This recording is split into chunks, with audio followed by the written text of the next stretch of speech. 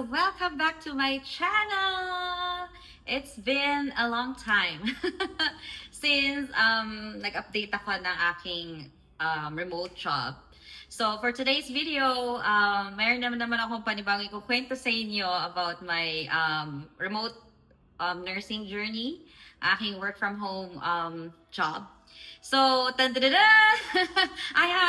am a new employee with a new company. So, I recently joined a new company. So, nag-resign na po ako sa first ko na remote job sa previous company ko, and then kaka-start ko lang. I just started last week. So, 1 week pa lang ako na nag-start sa bago kong company. Yay! And I'm gonna share the reasons why I resigned and why why I changed my job. Alright, so as you guys know, sa mga nakapanood ng previous vlogs ko, I moved recently from Davenport, Iowa, from the Midwest to California. And yung pinaka-main reason why I quit my job is because of the cost of living adjustment. So, dun na guys, diretso na tayo dun. So, when I moved, last year ko pa na nakaplan na mag-move talaga na dito sa California for good. But ang plan ko talaga is to stay with my company. So, yung remote job ko, parang kumbaga dadalhin ko lang siya dito sa California. But meron na kaming usapan ng supervisor ko na nagre-request ako ng cost of living adjustment pag nag-move na ako dito sa California. So, yun yung pinaka naging usapan namin ng supervisor ko. Ano yun? Documented yun on sa every month ng one-on-one coaching namin. When we discuss about performance, ganyan, and plans for the future, nandun yun, na alam ng supervisor ko, nasa usapan namin yun na on the works, yung request ko of cost of living adjustment. What happened was, ang usapan namin nung mga January na and February na, kasi March ako nag-move dito. Ang sabi niya sa akin is, I have to submit my proof of move talaga before daw ako parang bibigyan ng adjustment for my cost of living. So, what I did, prepare ko na yon before pa ako lumipat dito sa California. Naghanap na agad ako ng apartment, nagano ako nung electricity, ng yung sa water, water, electricity and gas, para 'di ba yung address ko is naka-California na. So, March 17 ang flight ko to move here, pero March 4 pa lang nag-sign na ako ng leasing agreement sa isang apartment para nga mapasa ko sa company ko, para ma-prove ko talaga sa kanila na it's for good, it's real.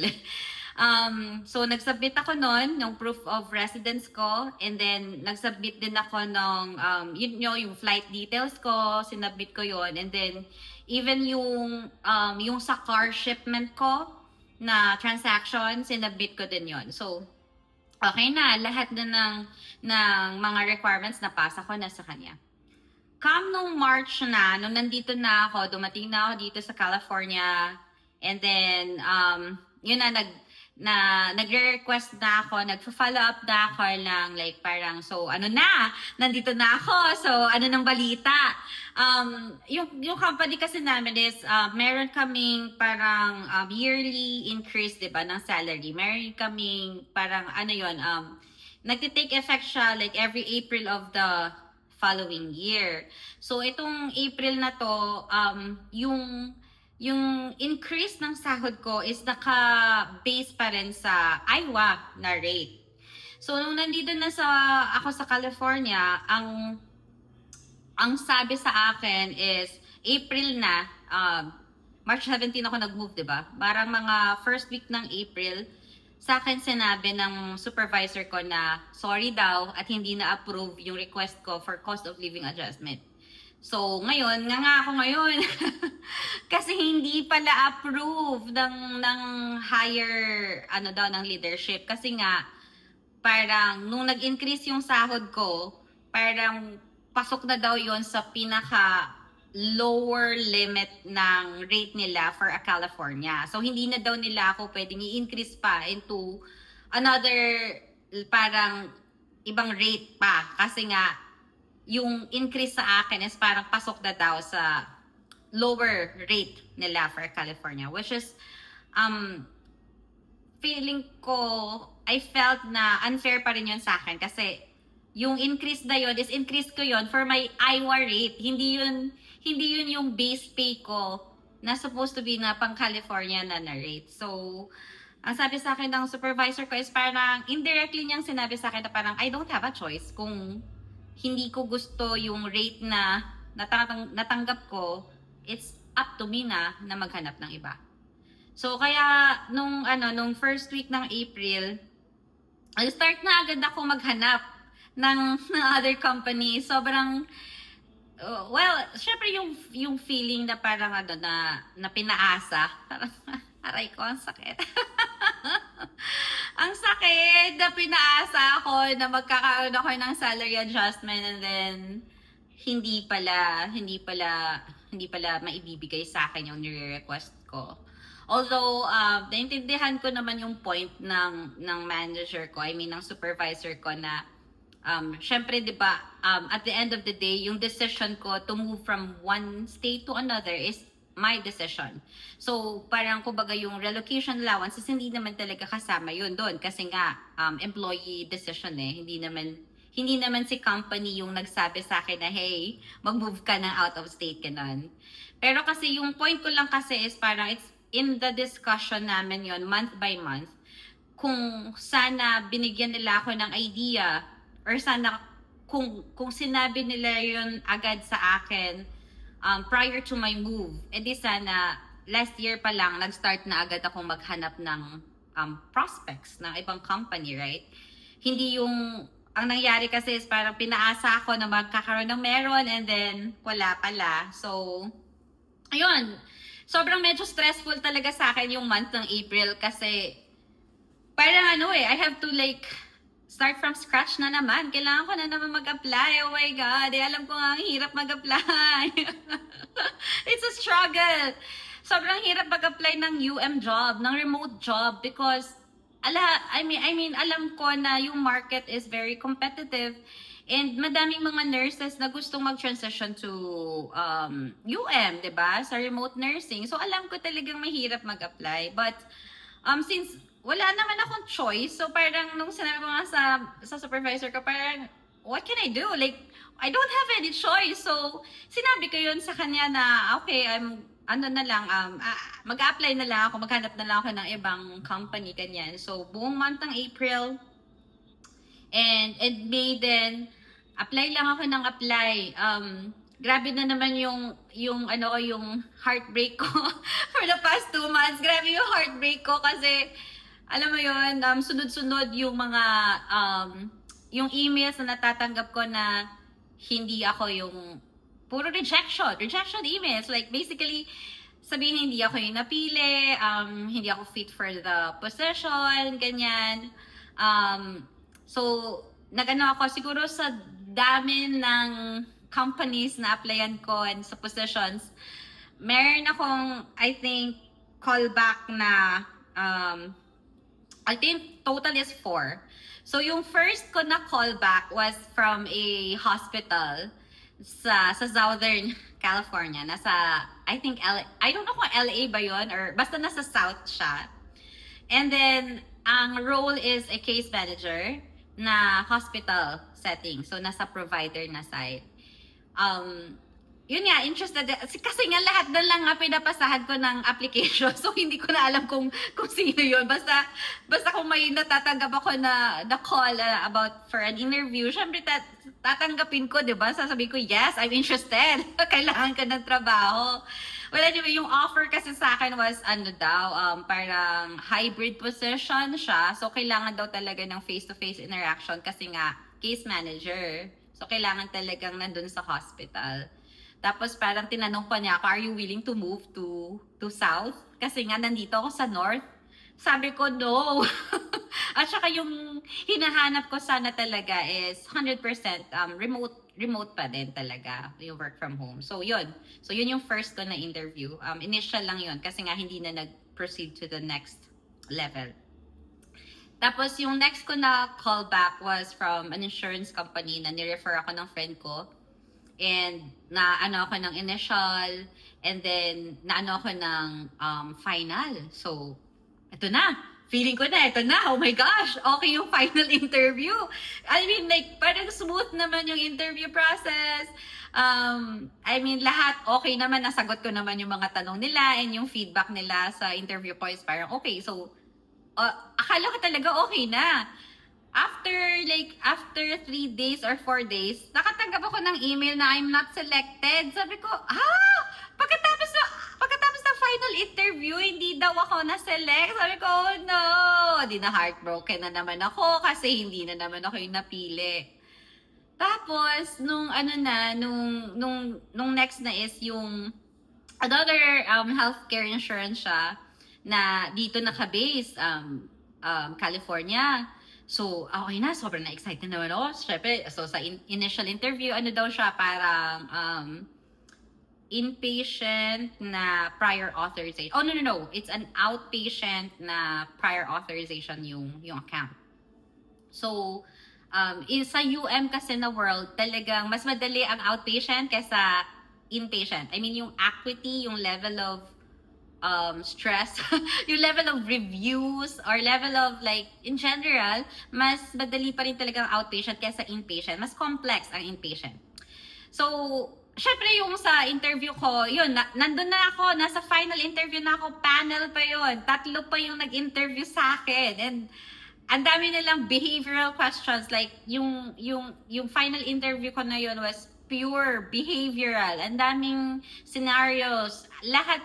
And I feel like lahat ng scenarios na binigay nila sa akin, may naisagot ako. Kasi sa dami ko na na-experience na cases, so wala naman akong issues about that interview. So okay naman. I feel like super okay talaga yung interview.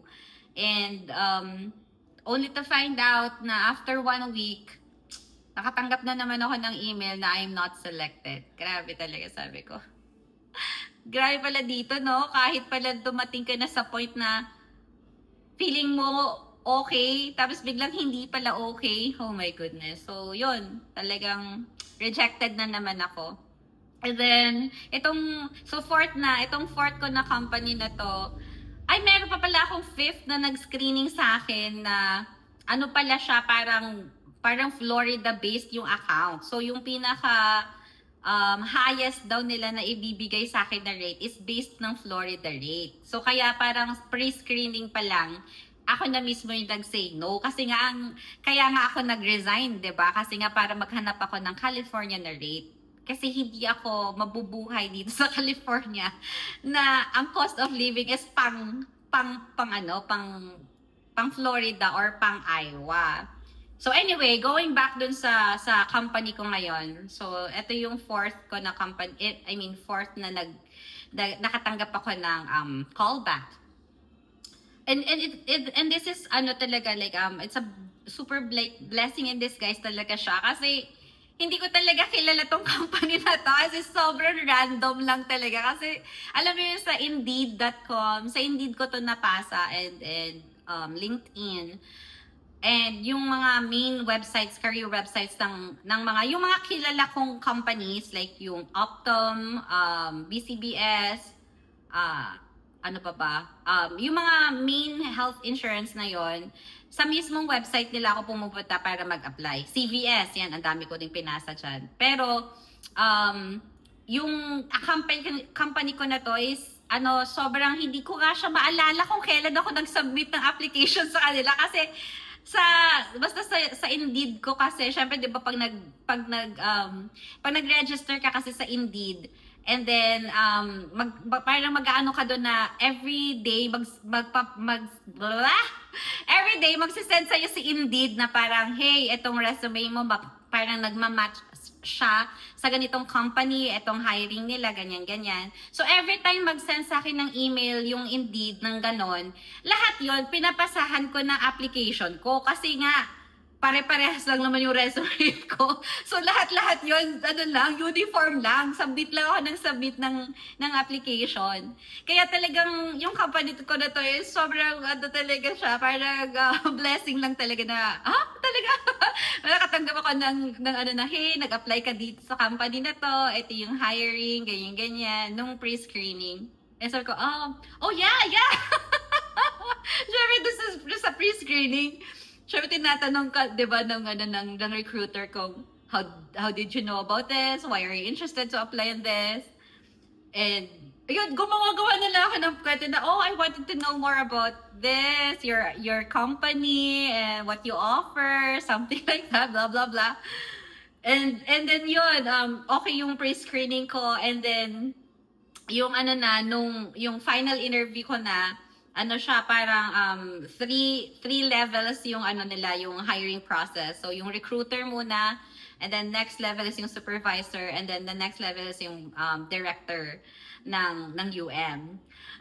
So, yun, okay yung pre-screening, and then next is yung supervisor ko, sobrang okay din, and then yung final ko, sobrang okay din, sobrang smooth lang yung interview. And hindi nga toxic yung interview nila kasi hindi nga mga behavioral questions. It's like it's more general, parang mas laid back yung way of interview nila, which is really surprising. Pero yun, they are very pretty new company. Mga like 7 years pa lang ata daw sila, but they are based here in California. So, ang medyo very interesting yung line of business ko, yung bago kong account, and today kakausap ko lang sa supervisor namin kanina ng about overview ng kung ano yung workflow namin, and I feel like this is like a new world for me. Kahit na may experience na ako, yung pinasok ko na to na company is like super new. As in like, ang dami kong kailangang matutunan, and sabi ko nga dun sa introduction ko nung nag-huddle kami, nung pinakilala na ako sa team, sabi ko, I know I need to unlearn some of the things that I've learned from my previous company, and learn new things and learn new processes and workflows. So, sobrang happy ako. I'm very, very blessed. Thank you, Lord, talaga sa blessing in disguise na na-prove ko talaga na ang para sa'yo ay para sa'yo talaga. Totoo talaga yun. Kasi, as in, like, akala ko talaga puro rejections lang talaga ako. And then, one day, may mag-o-offer sa akin ng job na in line dun sa mga gusto ko talaga. So di ba sila lang yung nag-offer sa akin? Yung offer nila sa akin is like, Mondays to Fridays lang, fixed. Lagi daw akong fixed na weekend off. And yung schedule is a little early, but that's okay. It's from 7 a.m. to 4 p.m. Yun yung work schedule ko na bago. And, tapos, siya, yung medyo bago sa akin, or kinda, I know it will be challenging for me mag-transition. So, actually, yung position ko is Transitions of Care Nurse. So, kasi galing ako although inpatient din ito, ang nanggaling kasi ako sa na inpatient review. So, yun lang yung ginagawa ko all day long. Magre-review lang ako na magre-review ng clinical records, and that's it. Dito, when we say transitions of care, para din akong, technically para akong case manager ng health insurance. Health insurance pa rin tong company ko. But, very hands-on dun sa pag-transition ng care from hospital, and then kapag na-discharge na yung patient to where, yun yung kailangan kong i-coordinate kasi yun yung pinaka-role ko, Transitions of Care Nurse. So yun, anyway, masyadong broad yung ginagawa ko. And dahil nga nagsisimula pa lang ako, so marami pa akong kailangang matutunan, and dami ko pa kailangang i-absorb kung ano talaga yung mga roles ko. Pero in a nutshell, more on calls ito. Yun yung pinaka-big difference niya sa previous job ko kasi ano kami, dahil parang case manager nga, so mas direct kaming nagko-communicate sa patients, doctors, case manager ng hospital, and I mean, feeling ko lahat ng kailangan i-coordinate sa SNF, especially sa mga assisted living facilities for sure. Lahat 'yon, parang yung transitions of care nurse ang mag-aasikaso na mag-designate or kung anong gagawin sa pasyente, saan pupunta, anong mangyayari, whatever.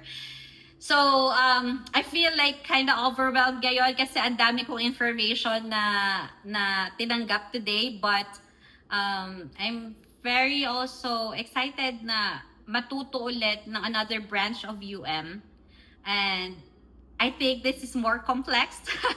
Yung line of business ko nga is like more complex than my previous one, but I also like needed a new challenge kasi medyo nasanay ako dun sa job ko previously. Sobrang gamay ko na siyang gawin. So, minsan kasi ganun kapag kasobra kang matagal na sa ginagawa mo and repetitive na siya, sometimes mabubore ka na din. Like parang, oh my gosh, this is it again. Ito na naman. Kaya ako, always promote career growth. Kasi gusto ko na parang ang plan ko talaga is like, after ko sanang magamay yung account, gusto kong mag-grow. Like, mag-promote as a team lead or as an SME or preceptor, para may another role ka, another challenge, another, like, parang hindi ka maging stagnant dun sa ginagawa mo kasi over and over again, hindi maganda yon. So, anyway, yun nga. So, eto na lang yung kino-consider the code na career growth sa UM kasi it's another, like, next level to after ko maging concurrent nurse reviewer. Next level is transitions of care nurse. Parang discharge planning nurse na din siya per se. And case manager. Kung ano man yun. Ang dami kong roles, I think, na gagawin. But yeah.